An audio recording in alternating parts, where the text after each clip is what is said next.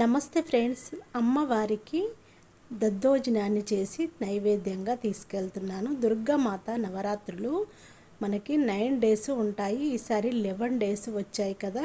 నేను దుర్గామాతకి ఒక్కొక్క రోజు ఒక్కొక్క ప్రసాదాన్ని రెడీ చేసి నైవేద్యంగా పెడుతున్నాను. ఈరోజు దద్దోజనాన్ని చేసి తీసుకెళ్తున్నాను. దద్దోజనము ఎలా చేయాలన్నది నా వీడియో మొత్తం చివరి వరకు చూడండి. నేను 1 kg రైస్ను తీసుకున్నాను. అన్నాన్ని మంచిగా ఉడికించుకోవాలి. కాస్త వాటర్ ఎక్కువగా పెట్టి మెత్తగా ఉడికించాలి.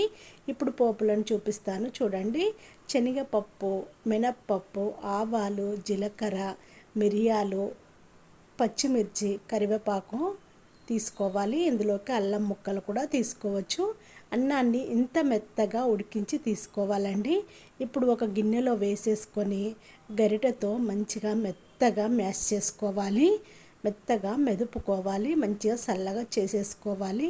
మరీ చల్లగా కాకుండా కొంచెం గోరువెచ్చగానే ఉండాలి. ఇప్పుడు ఇందులోకి నేను 250 గ్రామ్స్ వరకు పెరుగును తీసుకున్నాను, కర్డ్ని తీసుకున్నాను. మంచిగా మిక్స్ అయ్యేలా కలపాలి. చూడండి, కన్సిస్టెన్సీ ఇలా ఉండేలా చూడాలి. ఎంత బాగుందో కదా చూడండి. దద్దోజనం ఇలా ఉంటే టేస్ట్ చాలా బాగుంటుంది. ఇప్పుడు స్టవ్ పైన ప్యాన్ పెట్టేసుకొని 2 స్పూన్ల వరకు ఆవు నెయ్యినైనా వేసుకోవచ్చు, పల్లి ఆయిల్ అయినా వేసేసుకోవచ్చు. వేరుశనగ ఆయిల్ అంటారు కదా, ఆయిల్ని వేసేసుకోవాలి. 1 కప్పు వరకు పల్లీలను వేసేసుకోవాలి. పోపులని వేసేసుకోవాలి. రెడ్గా ఫ్రై చేసుకోవాలి. కట్ చేసి పెట్టుకున్న పచ్చిమిర్చి, కరివేపాకును కూడా వేసేసుకొని ఫ్రై చేసుకోవాలి. మిరియాలను తీసుకున్నాం కదా, క్రష్ చేసి వేసేసుకోవాలి.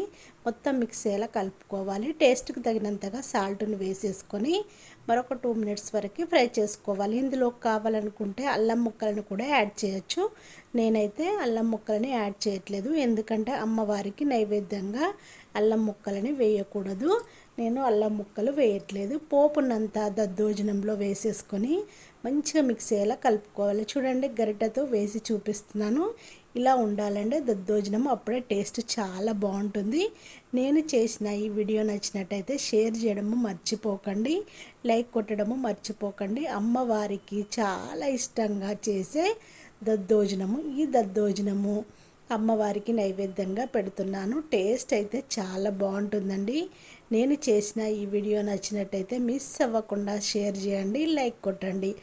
మీ అందరి ఆశీస్సులతో, ఆ అమ్మవారి ఆశీస్సులతో నా ఛానల్ ఇంకా ముందుకు పోవాలని కోరుకుంటున్నాను.